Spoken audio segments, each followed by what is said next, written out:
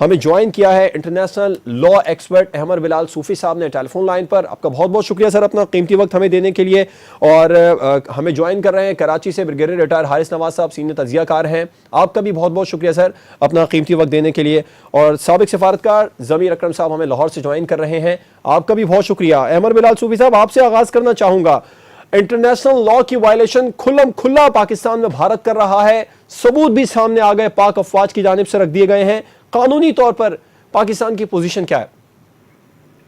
دیکھیے, پاکستان کی پوزیشن تو کافی مضبوط ہے. جو مٹیریل پاکستان نے آج پریزنٹ کیا ہے دنیا کی کمیونٹی کے سامنے پریس بریفنگ کے تھرو, اور D G I S P R یعنی جو ریاستی ادارے ہیں ان کی نمائندے کی حیثیت سے, اور فارن منسٹر بطور گورنمنٹ کے, دونوں نے بیٹھ کر اونرشپ لی ہے اس تمام مٹیریل کی جو پریزنٹ کیا ہے. لہٰذا اس کی اوتھینٹسٹی کے بارے میں اب ڈاؤٹ نہیں کیا جا سکتا, اس کی ایڈمیسیبلٹی کے بارے میں اب ڈاؤٹ نہیں کیا جا سکتا, بیکاز ریاست نے یہ پوری پوزیشن بھرپور طریقے سے لی ہے. اور میں یہ سمجھتا ہوں کہ یہ انتہائی اہم پیش رفت ہے, کیونکہ اس پیش رفت کی وجہ سے اب پاکستان نے دنیا کے سامنے اس چیز کو واضح کر دیا ہے کہ India principle of non intervention اور پرنسپل آف نان انٹرفیرنس کی مسلسل وائلیشن کرتا آیا ہے, آج سے نہیں 17 سال سے. اور یہ اب ایسے ثبوت سامنے آ گئے ہیں, ایسا مٹیریل, ایسی انفارمیشن سامنے آ گئی ہے جو انفارمیشن اس سے پہلے ابھی صرف انٹیلیجنس کے لیول پر ہی آپریٹ یا ایکسچینج ہوا کرتی تھی.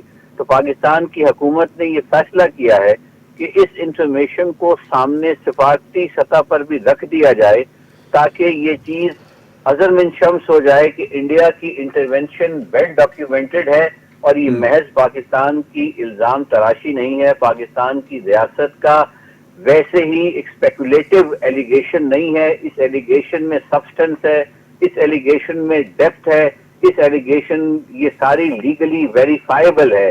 تو یہ ایک بہت امپورٹنٹ ڈیولپمنٹ آج میں سمجھتا ہوں پاکستان کی تاریخ میں ہوئی ہے, جب پاکستان نے اپنا تمام مواد, تمام مٹیریل جو اب سے پہلے سلیکٹو چینلز کے تھرو ایکسچینج کیا جاتا تھا اس کو پبلک ڈومین میں لے آئے ہیں.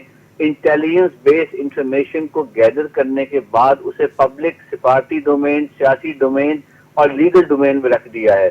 تو میں سمجھتا ہوں کہ بہت اہم پیش رفت ہے, اور یہ پاکستان کی جو ایلیگیشنز تھی, پاکستان صاحب لیگل ڈومین کو یوز کس طرح کر سکتا ہے پاکستان اسٹیبلش کرتا ہے. جی احمد صاحب, یہ جو آپ نے بتایا کہ لیگل ڈومین میں رکھ دیا, اسے یوز کس طرح کر سکتا ہے پاکستان, کس طرح فرنٹ فٹ پر آ سکتا ہے؟ جی, یہ تو اب آپ مسلسل یوز کر سکتے ہیں, ہر روز یوز کر سکتے ہیں, ہر ہفتے یوز کر سکتے ہیں, اقوام متحدہ میں جا سکتے ہیں.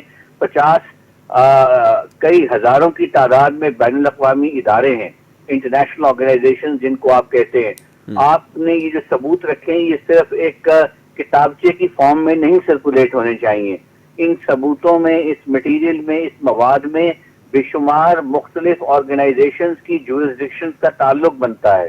تو یہ بیٹھ کر ہمیں فیصلہ کرنا ہے کہ کون سا حصہ, لیٹ سے اے جے کے بارے میں لائن آف کنٹرول کی بابت جو معاملات ہیں وہ کسی اور فورم پہ جائیں گے. جو کراچی کے معاملے میں انٹرفیرنسز کی ایویڈنس سامنے آئے ان کا فورم کوئی اور ہوگا.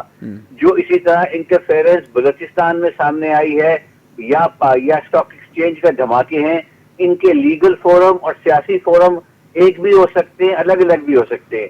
تو جتنا آپ اس کو پھیلا لیں گے اتنا ہی زیادہ یہ ایک زبردست قسم کا ایک اسٹریٹجی بن جائے گی. اور اس کو یاد رکھیں, اس کی مثال میں آپ کو دیتا ہوں. قانون کی زبان میں کرمنل لائرز کو پتہ ہے, ایک ہوتا ہے انٹری وونڈ اور ایک ہوتا ہے ایگزٹ وونڈ. تو پاکستان کی یہ جو آج پریزنٹیشن ہے یہ انٹری وونڈ ہے.